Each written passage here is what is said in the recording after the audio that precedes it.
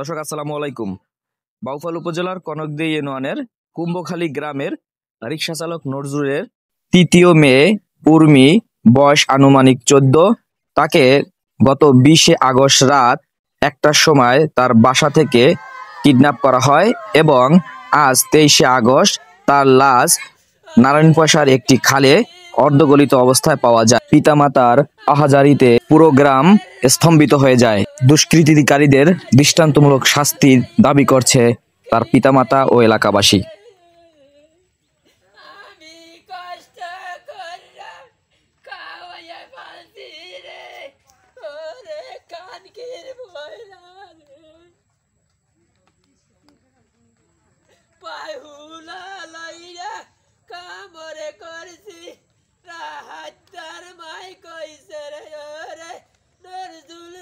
তোমার পাও দি হোলা রে, তুমি কেমন তারা কামাই করো রে, আমি কইতে রাজি।